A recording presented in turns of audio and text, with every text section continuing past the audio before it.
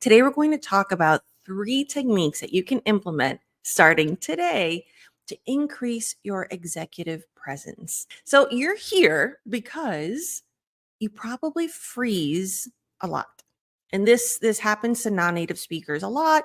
You probably feel frustrated that you know what you want to say, but you can't find the right words in the moment. And so this is something unique to the executive presence and leadership communication training for non-native speakers. Because the reason that this happens to you is different than it would to a native speaker. And that's why I do this kind of training, because when the root of the problem is different, the solution in the training, I believe, should also be different. Another reason you're probably here is because you wish you could express yourself as naturally as your colleagues. This can happen to you at any level of your professional journey. There's always going to be someone with better English than you, whether it's because you work with native speakers or maybe non-native speakers who've had different, better, more training than you in terms of English communication. And that can be really disappointing, especially because if you follow me, if you're here, you're probably a high achiever, you're probably a perfectionist. And so to constantly be reminded that you could or should be better can be very disappointing and demoralizing for your type of personality.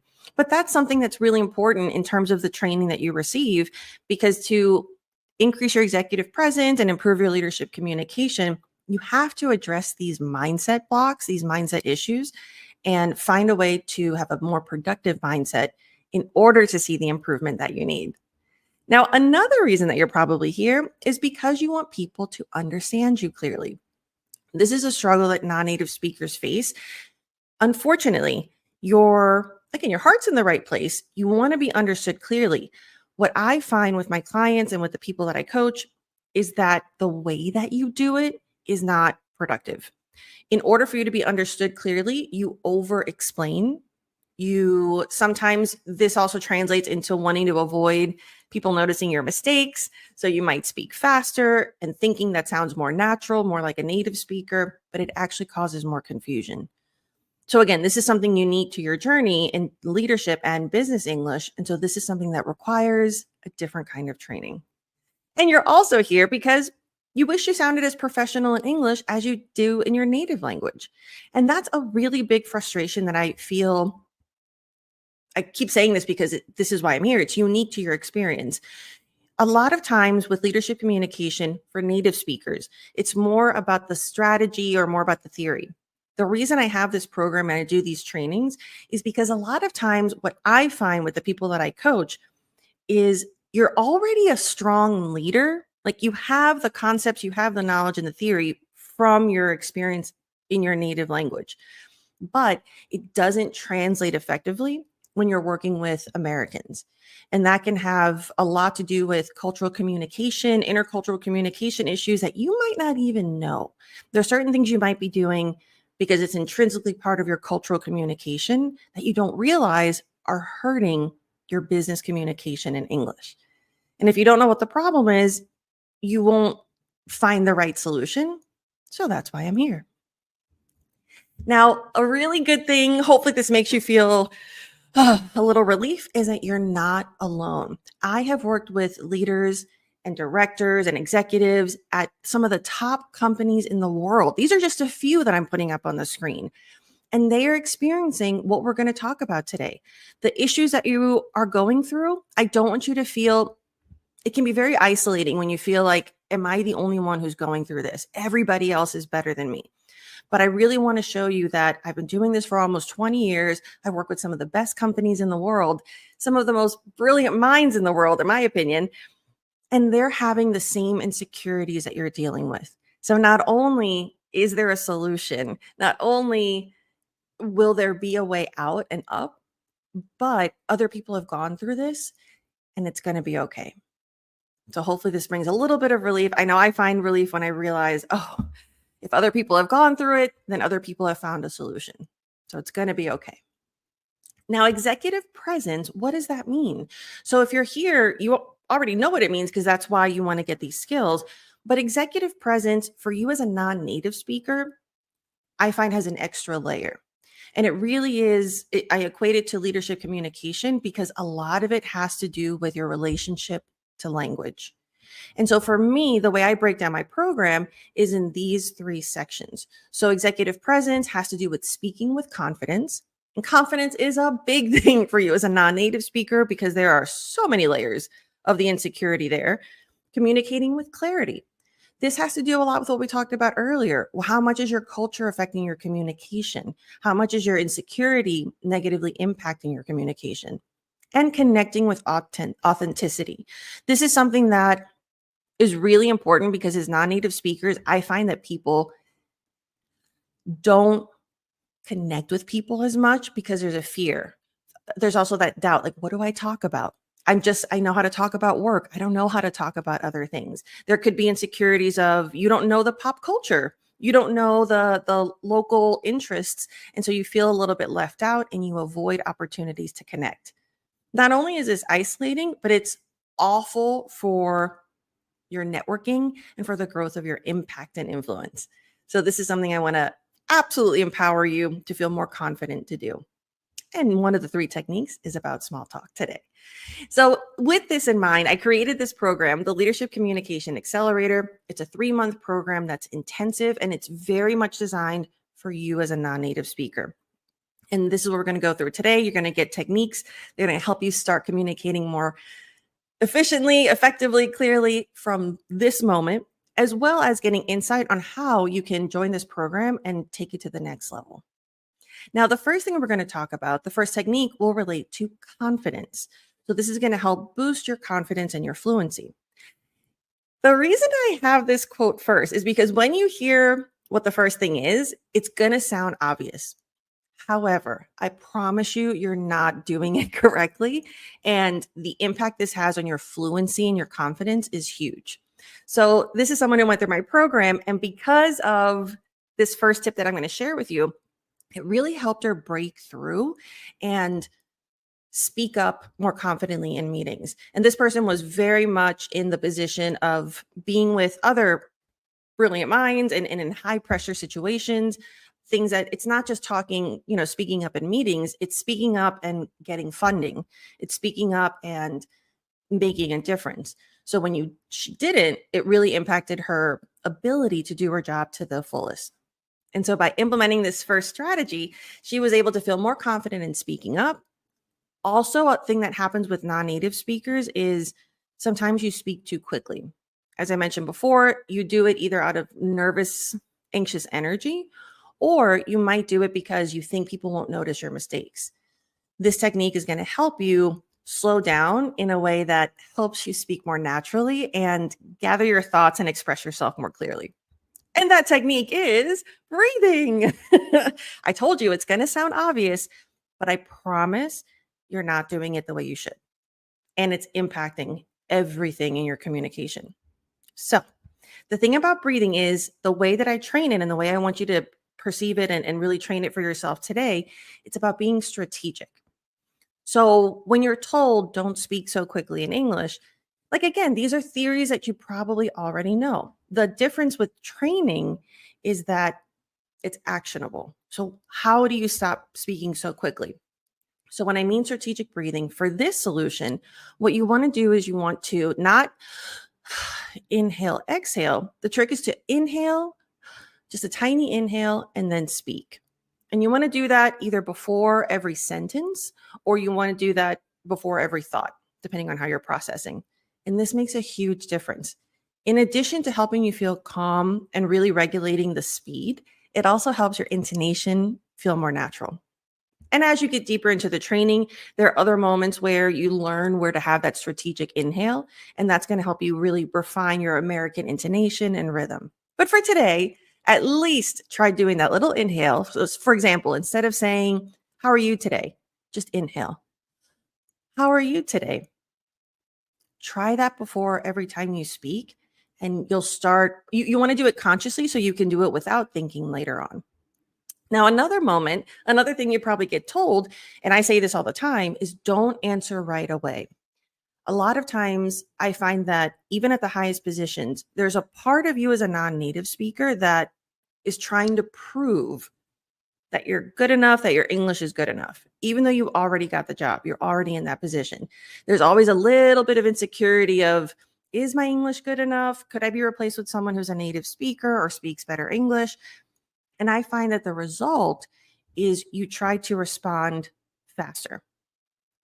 And whether it's trying to prove yourself that you're a solution or that you can answer it faster, or from a language perspective, it's not effective. It actually makes you sound and seem more insecure.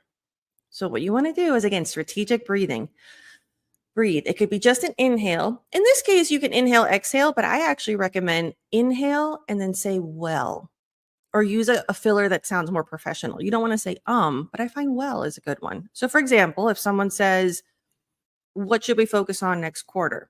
Instead of immediately replying, we need to focus on production. You're a leader. People are listening to you. You want to be trusted. And in order to be trusted and taken seriously, how you respond is a big deal. So instead, if someone asks, what are we going to focus on next quarter? Well, I believe that focusing on production would be best. It's a tiny change, but it buys you more time to gather your thoughts. It helps your heart relax a little bit, and it makes your answer seem more confident, because it is confident because you know what you're talking about, but your language insecurities are hurting the way that you speak, and that makes people doubt your expertise. People aren't doubting your English. That's the problem and why I do this kind of training, because what you're doing is making people doubt your knowledge and expertise. And that's the thing you are probably the most secure about. Next would be don't slouch. Slouching is when you have bad posture. Breathing really helps, because I see a lot of executives, especially in virtual meetings, they're down here. And I look at these because part of my training is I have you submit yourself in meetings. And I see this just like shrinking. And it's not even just non-native speakers, also native speakers. But again, you're here to be better than what you are. So when you take a deep breath, your posture is up. I always have an extra pillow behind me to help push myself down here so that I don't fall into that comfort position. And I'm always taking up space, because I know that that helps exude confidence and helps you appreciate my knowledge and take me more seriously. So the solution to body language is breathing. Another thing that I coach is I always do 3, 2, 1. It's this technique to calm down. And part of that is to breathe and bring your posture in this confident position. Because a lot of times, my goal is to help you look, feel, and sound more confident. But sometimes you won't feel confident. And in those moments, I still want you to look and sound confident. Whether you don't feel it because you're tired, you had a bad night, maybe you're extra nervous about your English, whatever the case is, there's always a workaround. Because as a leader, you can't afford to have an off day. And I want to make sure you have the tools to be there for your team and for your company. Another thing that you've probably been told is don't feel overwhelmed. You need to decrease your anxiety. Sure, great. Great advice, but how do you do this? And so with strategic breathing, this is something that's going to help you decrease your anxiety. Again, one of the methods I teach is 3, 2, 1. So I'll teach it to you now. You're going to massage your ears in 3 spots, kind of like rub and pull a little lightly for 2. So that's 3.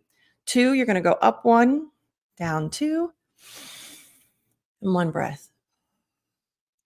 I train my people to do this before every meeting. When you wake up, you want to make it a habit. And I do it. I did it before this webinar, because what it does is it helps your body get in the moment. That's what the ear thing is. Give you confident posture so you look confident and calm, even if you don't feel it. And slow your heart rate. When your heart rate is more regulated, you feel less anxiety. So this is strategic breathing. And last but not least, don't plan in your head. As a non-native speaker, this is something that I find after you get out of the habit of translating. So once you finally stop translating in your head, the next step, I'll call it a bad habit that happens. I understand why you do it, and that's okay. But we don't want to keep doing it, is you plan what you want to say in English in your head. So I'm so happy you stopped translating, But because now you've shifted to planning because you get nervous about the grammar or you want to sound, express yourself clearly, which is great. Unfortunately, if you're planning in your head, you're not listening actively. If you're not listening actively, your body language isn't reacting to the conversation or to the situation appropriately. And that can have you be perceived as disinterested or whatever the situation might be. Maybe you won't connect as well. And really, you're just trying really hard to be able to respond well. So what you do with this is you want to train breathing. The tip here is when other people's lips are moving, your lungs are breathing. Because you're thinking about the breathing, you're not planning in your head. And that eventually allows you to listen more actively. At this level, you have to trust yourself. Trust that you have enough English.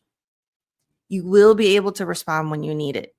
So this is where the training, it sounds simple, but it takes a lot of practice. And that's what I'm here for, to push you. But you want to start with breathing. So that's the first thing I want you to do. So this week, in fact, today, don't even worry about implementing it. Like, watch this video again so you know those moments that I want you to do, but at least observe your breathing. I want you to observe and notice how often you don't breathe. Non-native speakers fall into the habit of holding their breath because, in a way, you do it so you can listen better. Unfortunately, when you hold your breath, your heart rate accelerates and your body starts feeling anxiety, whether it's because of the physiological depriving yourself of oxygen or because you actually feel anxious or both, then that's going to impact your fluency and your confidence. So just observe, when are you holding your breath? Are you not breathing when other people are talking to you? Do you stop breathing when you're listening to a podcast? Even notice when you're watching a show in English. How often do you stop breathing? So once you observe those moments, then you're able to fix that bad habit. Again, a big part of the training for you at this next level of English is identifying what are the problems, what are the root causes of that problem, and then how can we fix it most efficiently. So your first takeaway is observe your breathing. Now for the next one, this is a quote that I thought was really relevant from a podcast episode that said, simplifying it, especially in speaking, being able to say something in a simple way. This is what we talk about with the greatest communicators, is that they explain science or they explain technology in a very simple way. And this is wonderful. In this podcast episode, specifically, we were talking about those topics, or they were talking about those topics, but it really highlighted the American communication process. As Americans, we value being concise and being direct. Not so direct as other cultures. I don't want you to take it too far. There is a diplomatic approach to it, but in general, we appreciate the bottom line. And that's something that maybe maybe it's something you've become aware of, but you might not realize what you're doing and how that could be counterintuitive to what Americans are expecting. So the next tip is going to be about clarity. Now, this is something that's really important to know, that there's a difference in your training. For native speakers, they're also going to value confidence, clarity, and connection. But the reason I have this program specifically for non-native speakers is because with clarity, there are extra layers. Not only do you have to be more concise, but it's really important to figure out why you're not being concise right now. There are different reasons that happens, and we'll go over that right now. Also, pronunciation, intonation, rhythm. You might not know about connected speech. And so if you're not applying connected speech to your speaking, then you're going to sound more robotic. And if you sound robotic, you're not going to feel like yourself. And then that leads to a whole identity issue and messes with your confidence. For pronunciation, that's part of this program as well. Now, it's not a full pronunciation training, but there are going to be moments where your pronunciation might be causing confusion. So what I do is I analyze high frequency words. We identify what words are important to you and your daily speech and your industry, and let's make sure that you're pronouncing those clearly. And when you know that you're clear with that, you're going to be able to relax and speak more naturally. So the second tip for today has to do with the communication process. And so here I want to take a look at one of my the program alums. So something he realized, that this person came to me thinking that the problem was accent. They thought, you know what? I know I need to level up my English. I think accent and pronunciation is where I'm struggling. So once he was in the program, though, he realized, yeah, there are a couple of sounds that could be improved, but really the problem was the communication style. And so here, something that he realized that is so important for you and that I like to coach is storytelling. The American way of storytelling might be different from how you communicate in your native language. And so this is something very important. And then once you understand that, then the next layer is, okay, now that I know the cultural component, what am I doing and how can I do it better for my industry? So then we go into the storytelling style for example, he did a lot of public speaking to the company. So we had to strategize, how do you share updates about your department to other departments that don't have the same expertise? So that's a completely different style of simplification. So here, the method that I teach is simple. It's a triangle. This is what you're probably doing now. And what this means is you give more detail and then you get to the point. It might feel to you, you might see this and think, well, of course, I need to earn trust by giving the details and the process, and then I can get to the end. That's not the way Americans communicate. So again, your heart's in the right place. You want to, maybe it's about transparency or this is your way of establishing trust. Unfortunately, when you use this process with Americans, it actually has the opposite effect. They start doubting, like, why is this person not answering the question? That might feel suspicious. Or why is this person giving all this extra detail that's not needed? Maybe they didn't do it correctly or they're insecure. And it kills me because I know, first of all, you got that position for a reason. And I know that you're good at what you do, but you're hurting your reputation about your expertise by communicating in that way. And I find, for example, Latin America communicates like this. I always tell my Latin American clients, I'm like, you take me on the journey and then we get to the destination. Unfortunately, that's not what we want in American English. And so the reason that you're doing this is because that's the cultural expectation. And there are other cultures, for example, I'm trying to think of other clients that do this. French, Italian, you take it through a journey.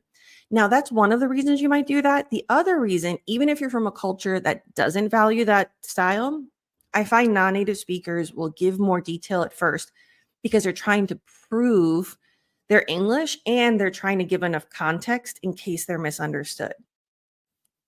And again, unfortunately, you actually make people feel less confident about your expertise by doing this. So instead of increasing trust, you're decreasing it. So now that you know the two reasons, or maybe both, of why you're doing this, then we're going to flip it. So again, Americans value getting to the point. And this also happens with casual conversations. So if you listen to the most recent podcast episode, I was talking to a Brazilian who now lives in the US. And I trained her because whenever she would answer a question, it would take a long time to answer the question. Like, even if it's something simple, like, what time is the party? Instead of saying 2:00, I feel like culturally it was more, oh yeah, the party's going to be great. And my mom made the cake and we're going to have this and like the kids and this, da, da, da, da. And then maybe either forget about saying the time and answering the question or doing it at the end. Unfortunately, that is really frustrating. And so Americans won't understand what's going on. So even in casual conversations, answer the question directly first. And then if they need it or if you want to share, give more detail. So you want to get to the point. Take a breath. Oh, I'm giving you a lot. And this can be jarring because you might think, oh my goodness, I have been doing this the wrong way for so long. Like, I wonder what people think of me. No, instead, let's work on your mindset. I want you to realize I have successfully communicated in English up until this point, and now I can communicate better. So don't shame your past. Instead, be excited about your future. Now you're learning things that you didn't know before, and those are going to help you feel even more confident. Now, what's different about this training is, again, you're learning the cultural reasons why you might be communicating. I don't want to say wrong, but like you're communicating in a way that's not as effective. So now you understand why. And with this training, because you're a non native speaker, I also help you figure out how to do it. It's not how to do it. There are certain phrases that native speakers know just from being native speakers that you don't. So it's really important for me to give you a way that you can get out of that, because there will be times where where you get lost, where you don't communicate effectively because you're human. It happens to me. We use these expressions all the time. So it's really important for you to build your English in a way that you have the phrases you can use, that if you notice, like, oh, I'm doing it again, I'm over explaining, you just pause and you say, you know what? To make a long story short, the point is blank. So when you have the language, because that's the frustrating part, sometimes you're told what the problem is and the solution is just, get to the point. But there's a linguistic barrier that causes insecurity. And that's what I make sure that you have. What are those language moments that you need to be able to successfully communicate? And so these phrases are wonderful. So your second goal for today is to get to the point. And really, and this is going to take some time for you to feel more comfortable with this. So kind of do what we did with breathing. You have the information you need about the breathing, but really you want to start with just being observant. So maybe for this week, observe how often you over explain or you don't get to the point. Just understanding the moments that you do it, then that creates awareness and mindfulness.